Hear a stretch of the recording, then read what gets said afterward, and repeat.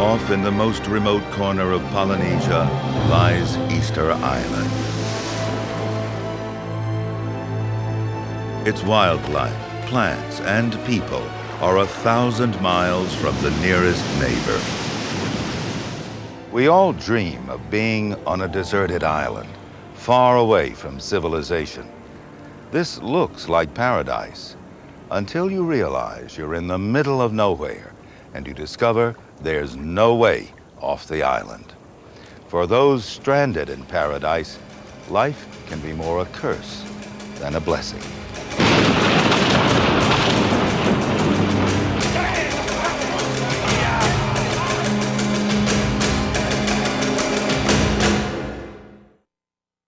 Nomads of the Wind is made possible by the Corporation for Public Broadcasting and by annual financial support from viewers like you. And by Canon, providing the power of imaging to express your visions at home and work. And by Ford, we drew on our global resources, tapped into advanced thinking from around the world, brought innovation and quality home, and built a totally new car. It's called Ford Contour, a world car for the 21st century.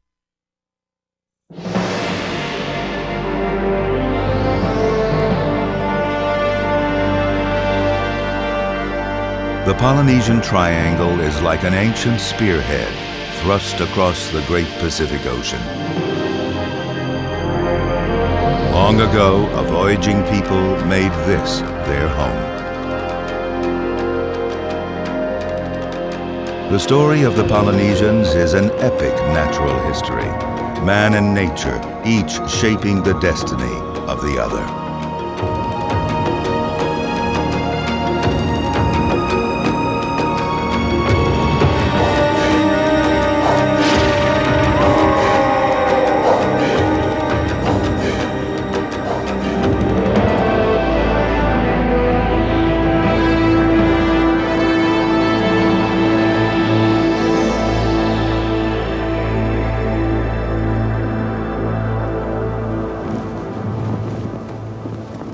In 1789, an English ship under the command of Captain William Bligh made history.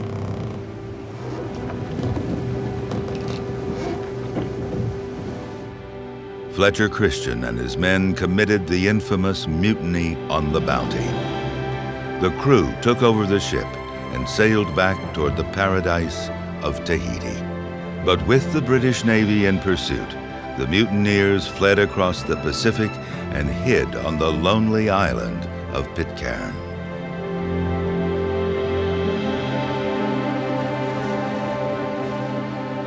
In a drunken moment, one of the mutineers set fire to their ship, cutting themselves off from the outside world.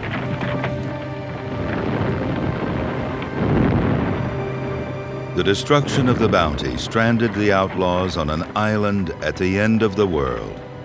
But they were not the first to have come here. Polynesian voyagers, plants, and even some animals had traveled this way before. Just like the crew of the Bounty, some of these pioneers had also burned their boats. This story of Polynesia, for man and nature, is an epic story of complete and oftentimes tragic isolation.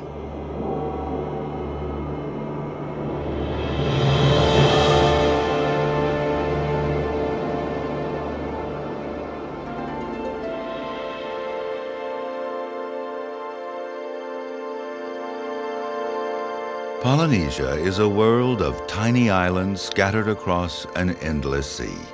It's a miracle if any plant or animal ever reaches an isolated island in the middle of the ocean. But getting there is only the beginning. For a species to survive on a remote island, it needs more than luck.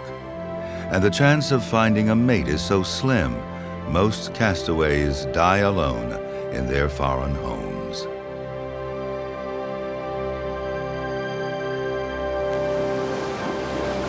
In the western Pacific is the Fijian island of Yanduatamba.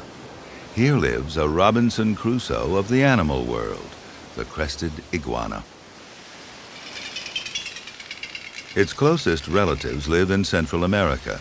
So how did an iguana end up here, nearly 8,000 miles away? Reptiles make good castaways. Their tough skin protects them against seawater.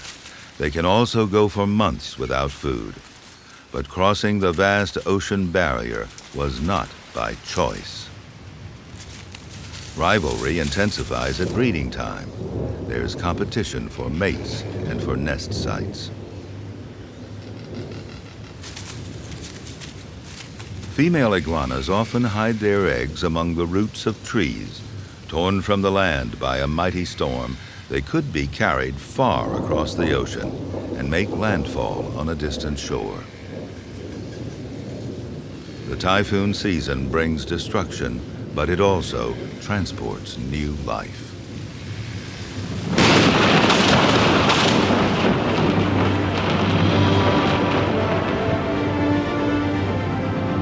A tropical typhoon gathers strength in the vast expanse of the Pacific.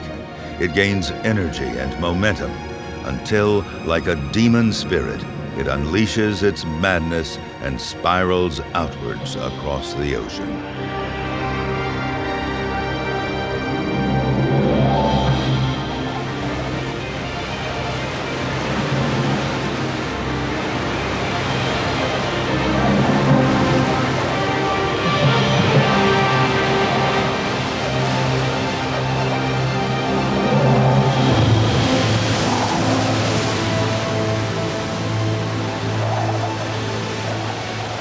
As the storm crosses the land, insects, birds, and vegetation are swept up into the sky and carried out to sea.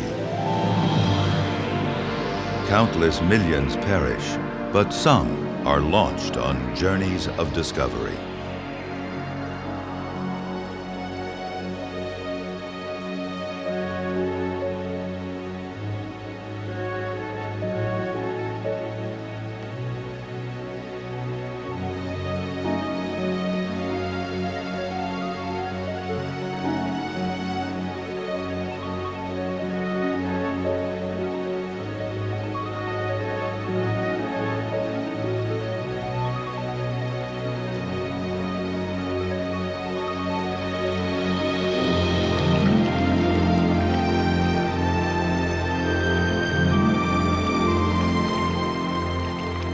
Cast away by the typhoon, a gecko clings to its life raft, a floating tree, itself a victim of the storm. Its fate now rests with the ocean currents.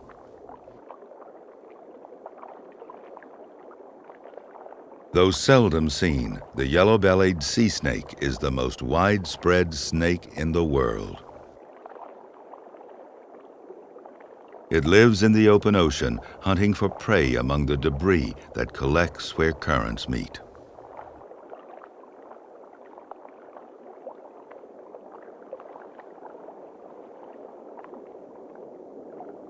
Its striking colors are a warning, for its venom is deadly.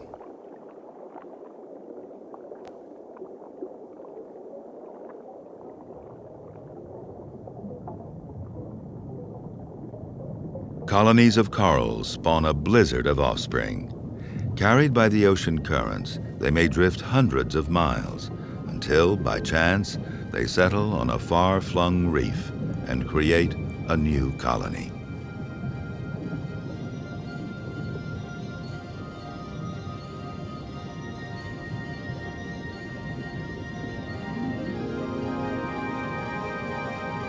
For every offspring that survives, millions perish along the way.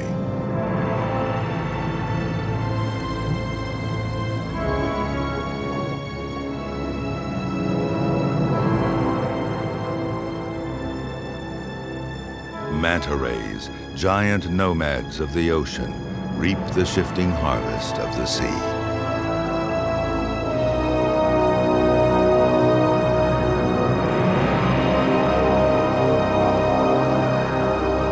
With a wingspan of 20 feet, these ancient voyagers are powerful navigators.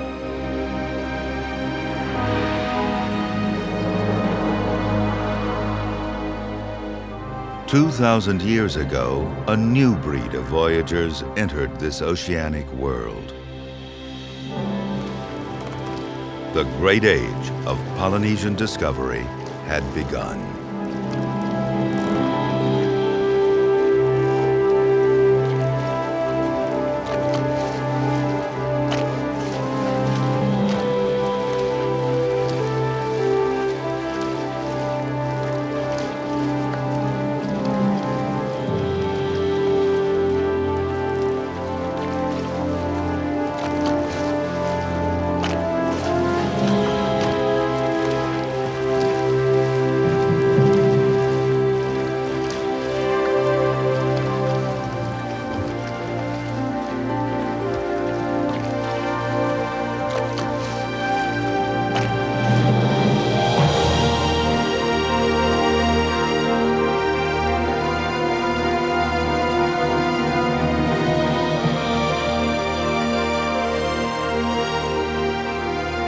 Polynesian voyagers devised a system of navigation more advanced than anything the world had ever known.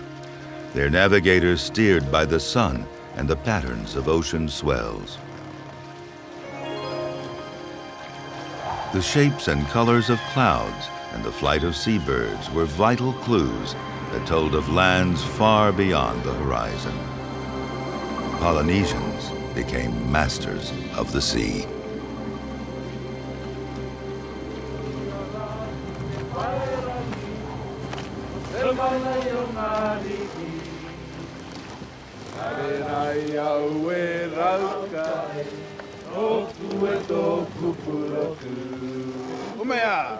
These long-distance voyagers searched for new islands to settle. Their epic journeys were carefully planned. Even the people were carefully selected, especially for their seafaring abilities.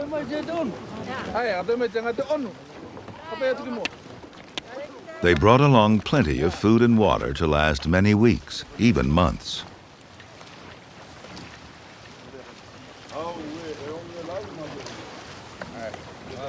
In time, these determined seafarers spanned a third of the globe and reached every speck of land in the South Seas. For other island castaways, unique qualities determined whether they could be survivors. This female gecko has a good chance of colonizing the entire island on her own. When she makes landfall, she doesn't need to find a mate. She's able to give birth to a sisterhood of female geckos, all identical clones of herself.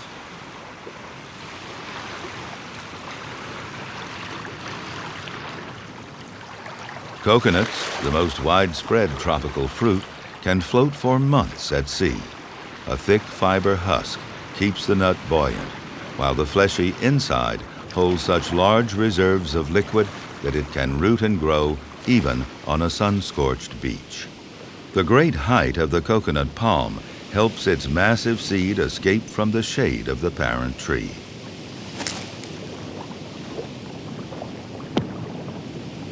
The more the tree leans, the farther away the fruit will fall.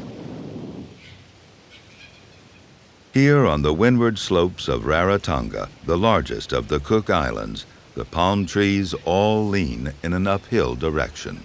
So each new generation of coconuts sprouts a little farther uphill from its parents.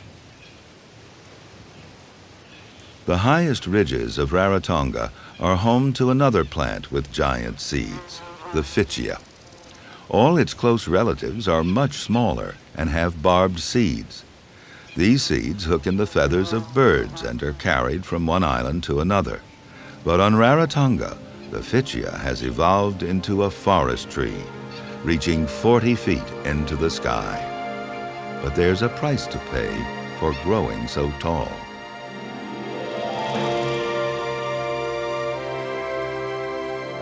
With seeds too big to be carried off by birds, the Phycia plant, like the crew of the Bounty, was marooned. The forests of Rarotonga are home to other creatures unique to this island. the Kakarori flycatcher, one of the world's rarest birds, and the colorful kukapa dove.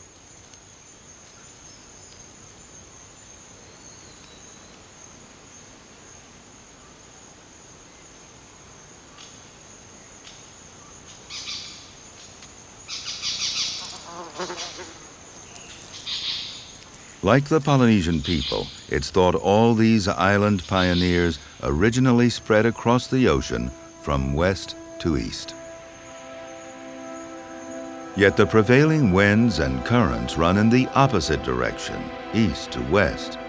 So how did they travel against the prevailing current?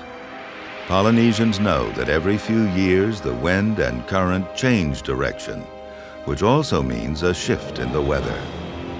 Violent storms, which ordinarily avoid Polynesia, now pass directly overhead. This phenomenon is associated with El Niño.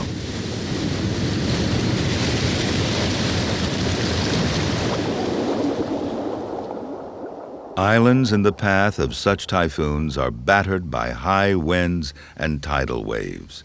Entire forests are flattened.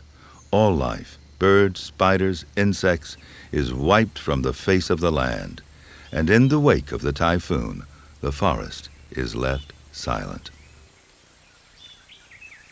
El Niño brings destruction, but it also brings new life. In the heart of the West Pacific typhoon belt lies the island of Savaii, home to the Samoan flying fox. This fruit bat hugs the land and avoids the open sea. Its original home is in the jungles of Southeast Asia.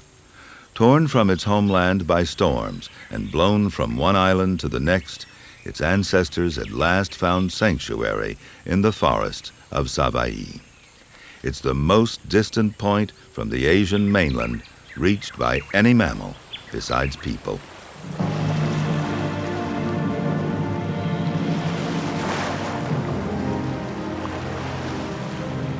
The first great voyages of the Polynesians took place over 2,000 years ago. At that time, they had mastered canoe building, crafting a vessel nearly 70 feet long. It held 60 people, plus enough provisions to take them on a voyage to destinations unknown.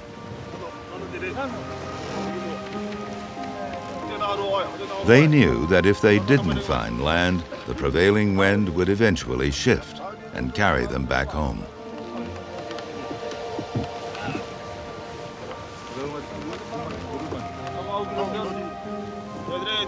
They brought with them their survival kit, including taro, coconut, and breadfruit, in case their new island home lacked these essentials.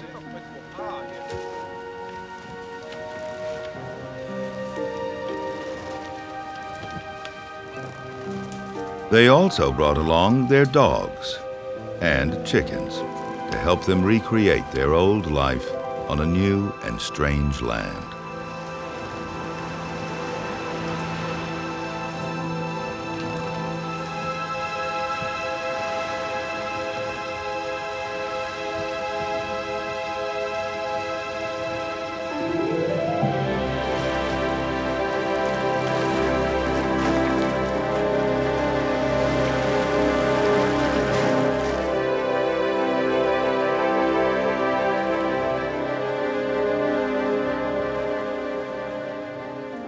The night sky, a celestial map, took the place of charts and compass.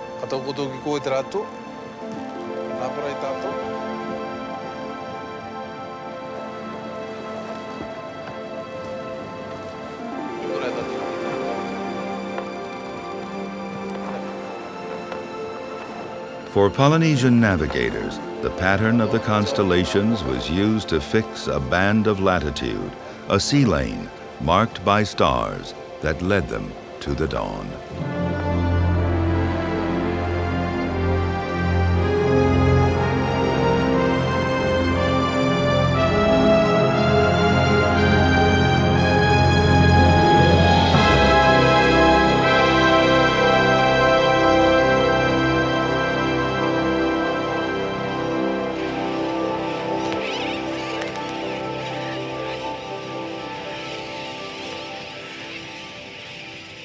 For the first Polynesians, the atolls of the Pacific were like stepping stones laid across the ocean. These low islands lacked fresh water and so were unsuitable for permanent settlement. But huge colonies of seabirds provided a ready source of fresh meat and eggs. Here on Christmas Island in the Central Pacific, millions of sooty terns find safe havens where they can mate and rear their young. A land crab has strayed into hostile territory. To reach the safety of its burrow, it must run the gauntlet of outraged parent birds.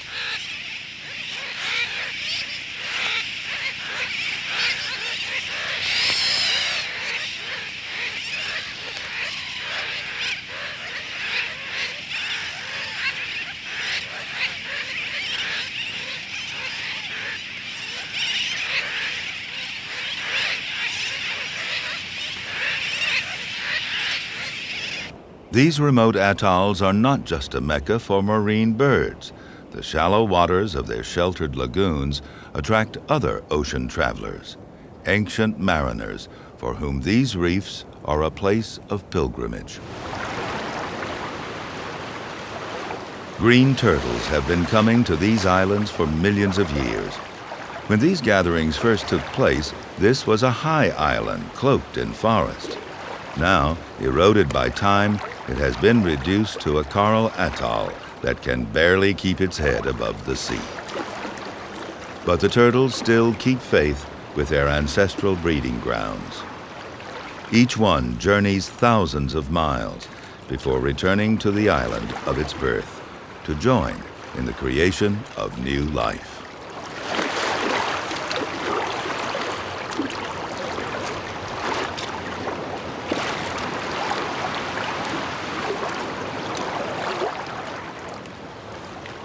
It will be night before the females come ashore to lay their eggs in the coral sand.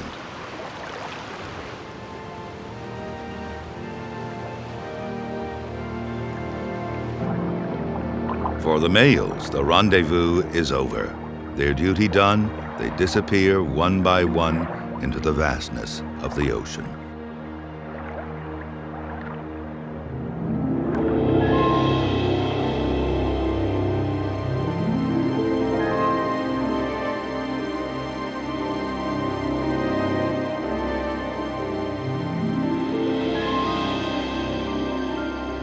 Beyond the protective circle of the reef, the open sea is a place of profound mystery, the nomadic domain of sharks.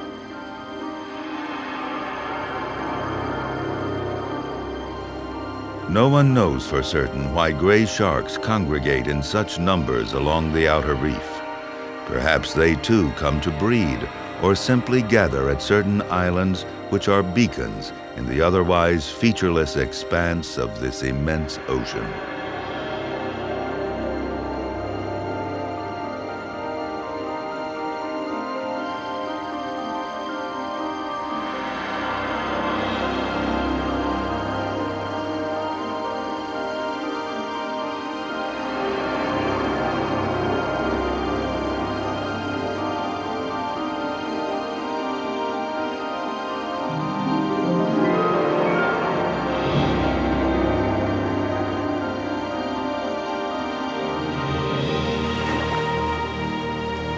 Pitcairn, a speck of land in an endless sea.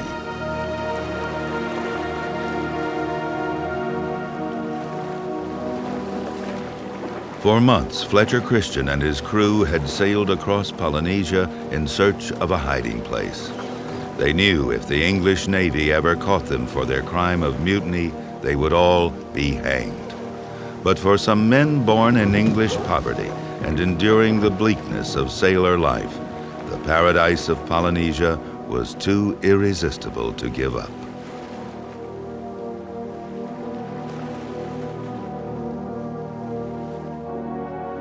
Pitcairn lay to the east, more than 1,000 miles from Tahiti, and far from the sea lanes traveled by the English Navy. It was on this deserted island that the mutineers hid. They soon realized that this island was nothing like the lush Tahiti. Pitcairn was rocky, windswept, discouraging.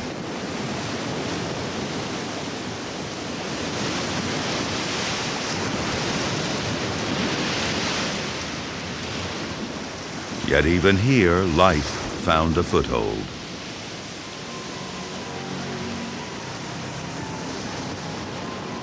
The mutineers discovered that they were not the first to have made a home on Pitcairn. Throughout this wild and untamed island, there were signs of an ancient occupation.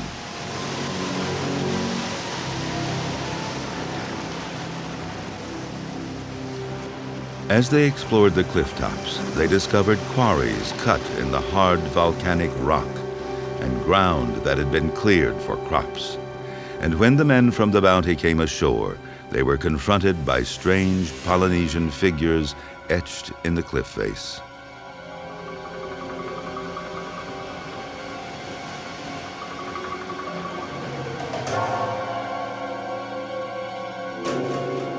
Inland was a temple, guarded by 4 tikis carved in stone, which the mutineers rolled over the cliff, fearful of reprisals from the spirits of Pitcairn's past. The bloody saga on Pitcairn had begun. The mutineers had brought with them 18 Tahitians, 12 of them women. After 2 years on the island, the Tahitian men had killed most of the mutineers, including Fletcher Christian. The widows of the mutineers retaliated by killing the Tahitian men. Eventually, only 1 mutineer survived from the Bounty. 8 generations have passed since the mutiny, but modern inhabitants are still fiercely proud of their notorious past and their famous ancestors. There are only 4 common family names on Pitcairn, one of which is Christian.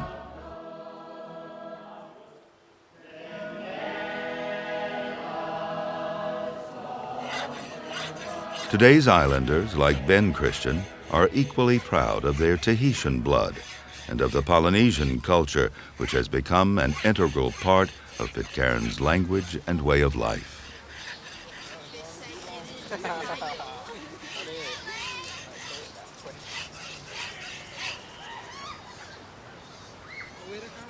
Much of their social life revolves around wood carving. The sale of wooden trinkets to passing ships is an important source of revenue for the islanders. The beautiful pink-grained Miro wood comes from Henderson Island, a long day's journey northeast of Pitcairn.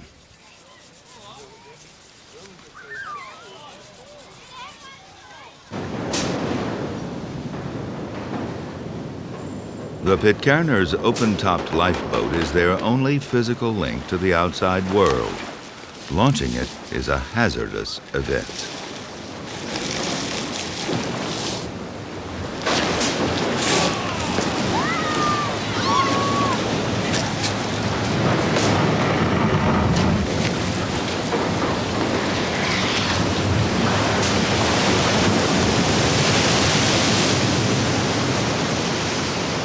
The lifeboat is used to meet the infrequent supply ship as it passes by en route from New Zealand to the Panama Canal, and for their annual expeditions to remote Henderson Island.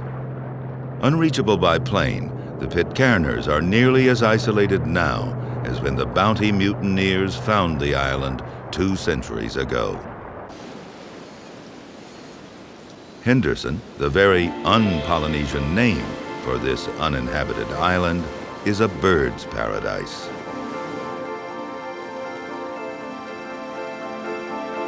Pandanus trees along the beach shelter white-footed fairy terns, a race unique to the remote Pitcairn group of islands.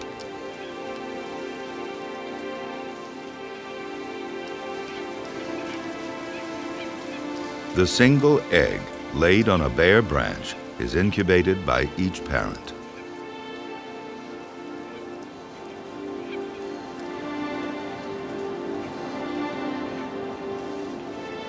It will be 4 weeks before the egg is ready to hatch. Henderson lies just outside the tropics and has no rich coral lagoon. The birds here have to fish in the open ocean, making it challenging to find enough food to raise offspring. Grooming each other reinforces the vital bond between them, since they are partners for life.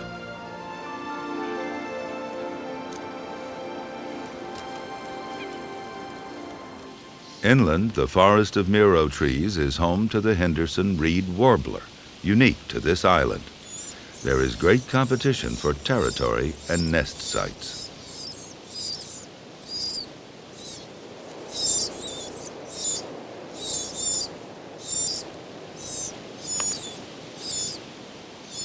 This juvenile from the previous season helps rear another brood. Although it's not related to the parents or the chicks that it feeds, the young bird's efforts will be well rewarded. As a sitting tenant, it is well placed to inherit this valuable corner of island real estate, and with it, a chance one day to raise a family of its own. Henderson Island is protected on its northern side by a narrow reef. The long Pacific swells crash across the exposed surface, preventing all but the hardiest of creatures from gaining a foothold.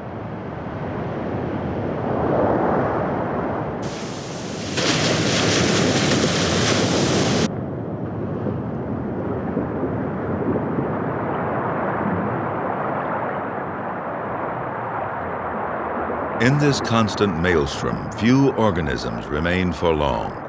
Yet the reef is not without life.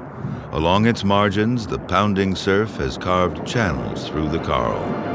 Swept by the back and forth surges of the sea, these underwater gorges link the shallow reef shelf with the tranquil depths of the open sea.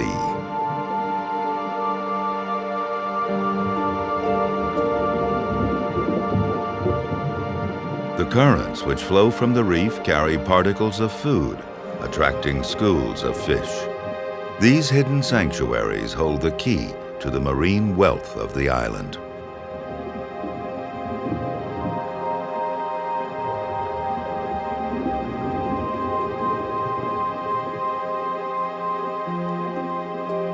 Large-eyed squirrelfish inhabit the deeper channels.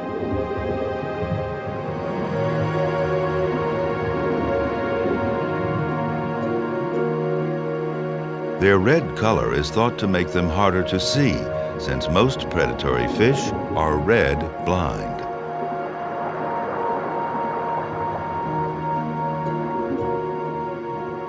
In the shelter of a submarine cave, the squirrelfish are joined by gangs of blackjack. Together, they will wait for the cover of darkness before venturing out to ambush smaller fish and crustaceans.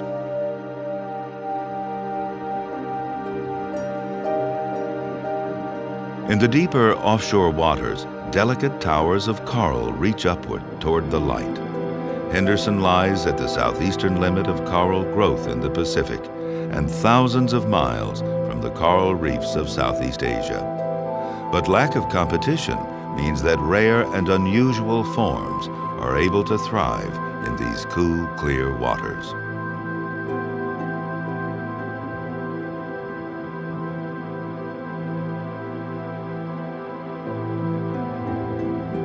Corals only grow when submerged in seawater. Yet perfectly preserved coral heads are found across the island, which long ago was raised more than 100 feet above the present sea level.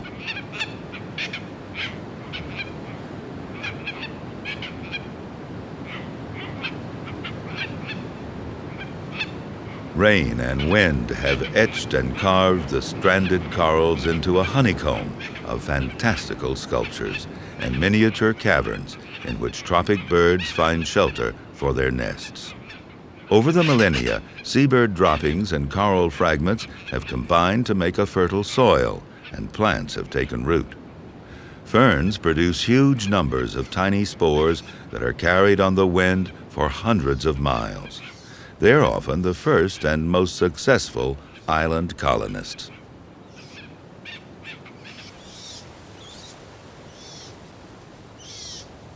Gradually, other plants have taken root and spread across the summit of the island.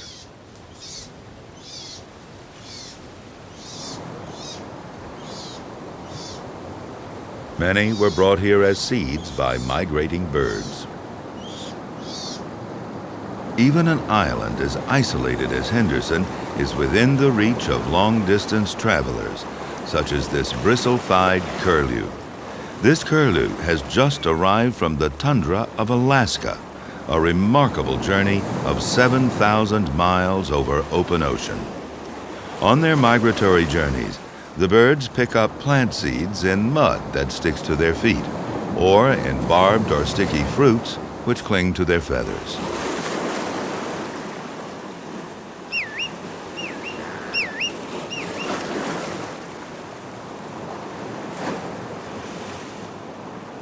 During their stay on Henderson, the birds are safe from predators and use this resting period to molt and regrow their flight feathers. These Arctic birds feed energetically to build up reserves of fat for the long journey home.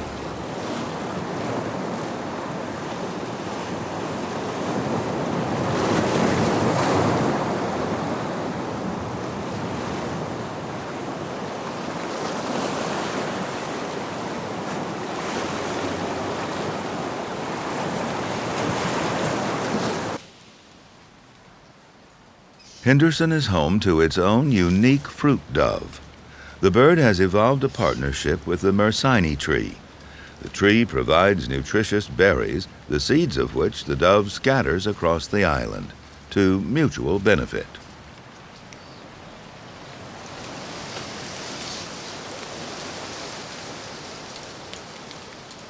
By comparison with mainland fruit doves, the Henderson breed is a poor flyer.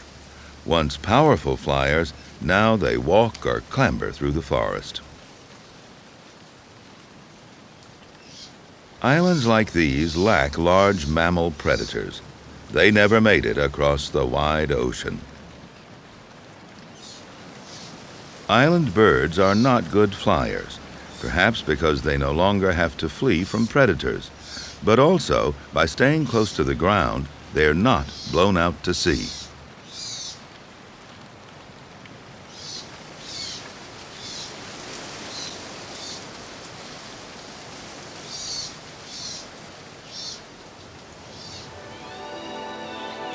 Henderson is also a paradise for insects. The tender leaves of the silver-barked Personia trees are often plagued by the larvae of an island moth. The caterpillars rampage unchecked across the island, stripping the trees of their leaves. Satisfied, the caterpillars glide down to the ground, where they transform into adult moths.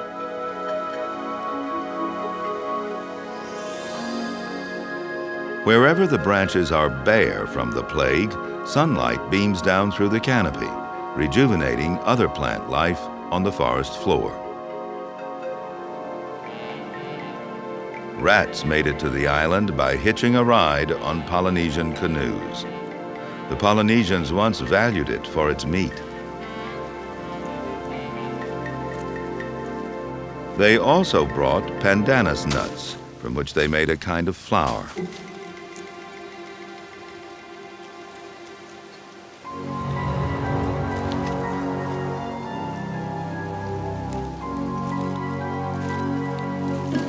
The rats hunt for fallen fruits, also a favorite of the hermit crabs, which infest every corner of the island.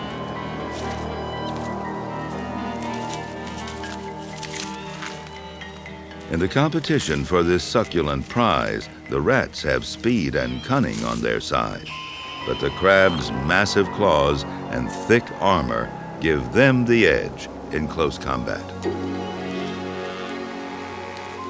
The crabs have another great advantage. Throughout their lives, they never stop growing. The largest use coconut shells as mobile homes. With no natural enemies, these giant crustaceans live to a great age, plundering the island's forest in search of food.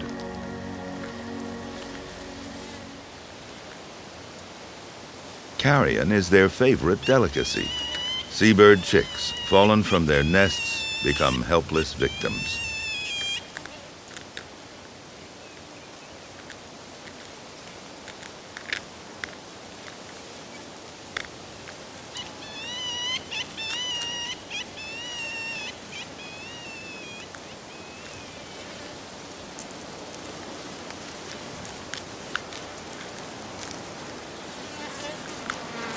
In the natural economy of the island, nothing goes to waste.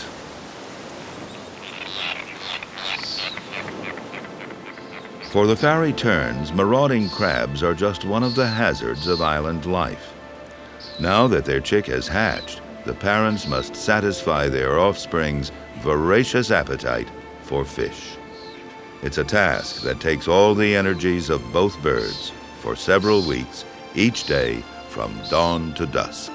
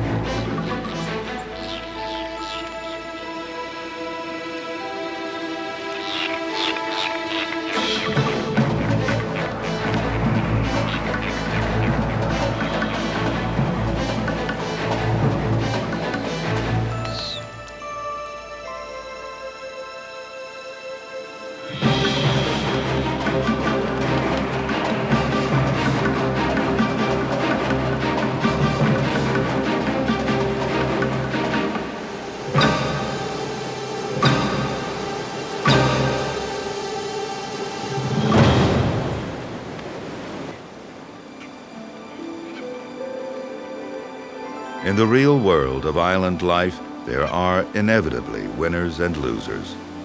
The frigate bird won. There is sadness, even in paradise.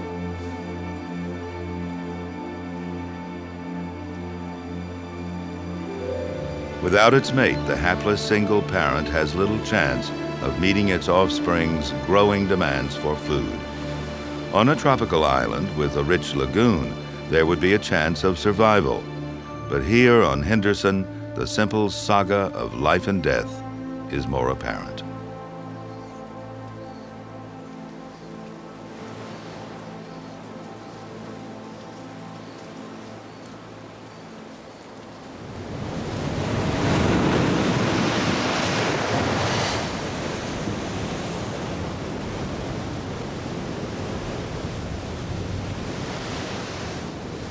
The west and south coasts of Henderson are guarded by steep, undercut cliffs.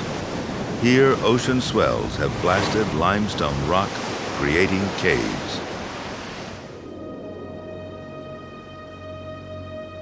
The debris scattered on the floor of this clifftop cave was not thrown there by waves. It's the remains of a human occupation, which lasted at least 700 years. Fishhooks carved from mother of pearl show that these first Polynesians were fishermen, but discarded bones show that they also hunted birds for food. Scattered across the cave floor are remains of a flightless dodo-like pigeon that in time was eaten to extinction. Yet one flightless bird survived against all odds, the Henderson rail.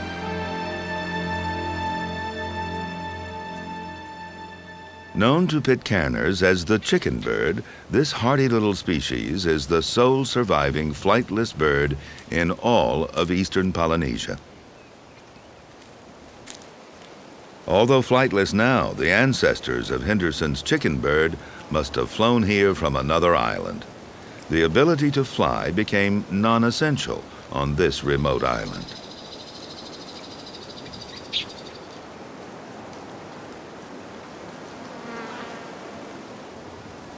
To become totally flightless takes many generations, but now these birds are marooned forever.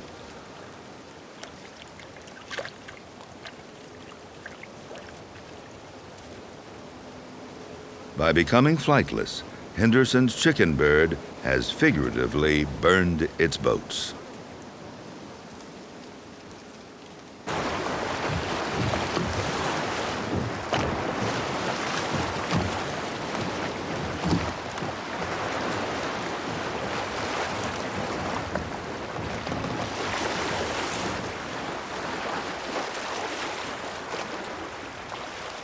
Easter Island, first sighted by Europeans on Easter Day in 1722, occupies an area of only 55 square miles. To find it was a miracle, but it had been discovered and settled by Polynesian seafarers many centuries before.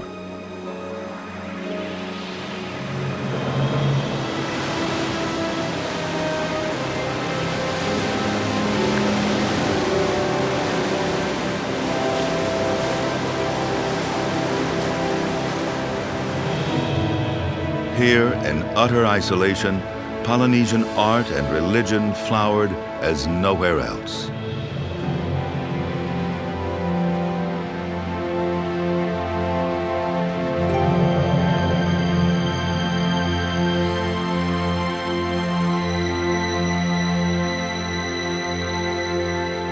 Long ago, Easter Island rose from the sea. Its volcanic craters were once covered in lush forest. Its temperate climate and fertile soil made it habitable for the people who discovered and tamed its wild terrain. Fire was the key to clearing land for crops and villages. Polynesians found native birds, including a flightless rail. These birds were easy prey and were soon wiped out.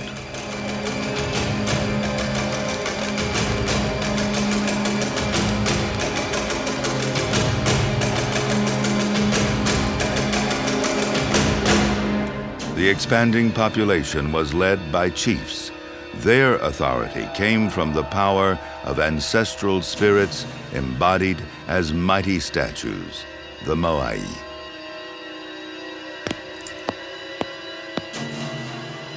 With stone tools, the soft volcanic rock of the sacred quarry was fashioned into monumental works of art.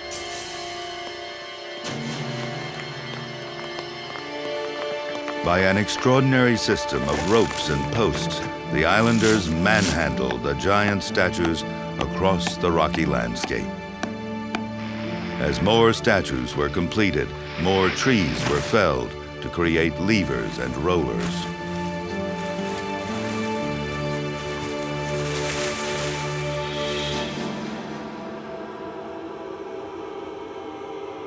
The islanders carved about 1,000 statues.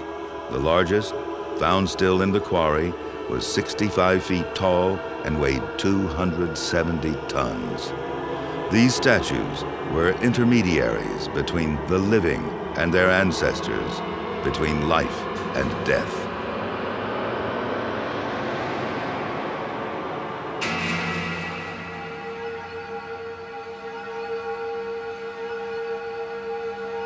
At their final destination, the statues were placed upright on platforms, and the moai were brought to life.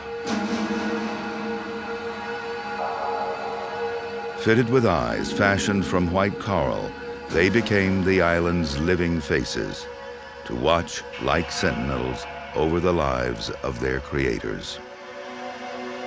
At their peak, the islanders numbered around 10,000, but the tiny island strained to feed and house its people. Droughts and famine gripped the land. Work on the statues was abandoned.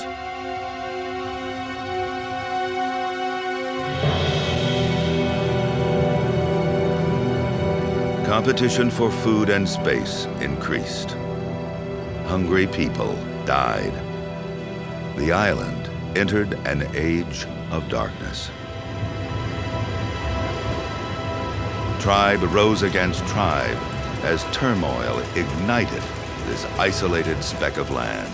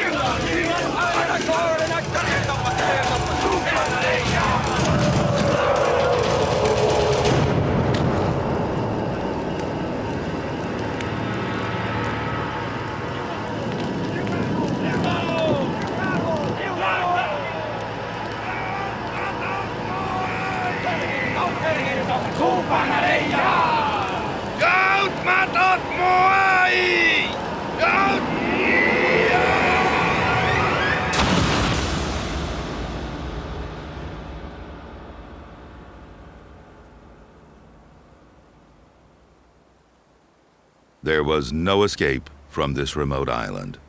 The closest neighbor, Pitcairn, was nearly 1,000 miles away. With the forest gone, they had no timber to build canoes. There was no way off the island.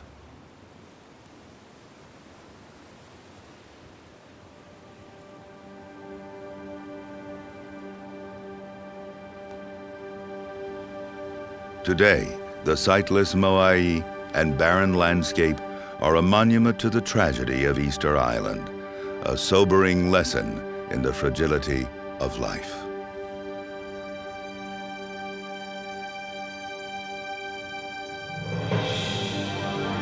Easter Island lies at the most remote end of the Polynesian world. But other great voyages took the Polynesian way of life far north and south, to the opposite extremes of the Pacific.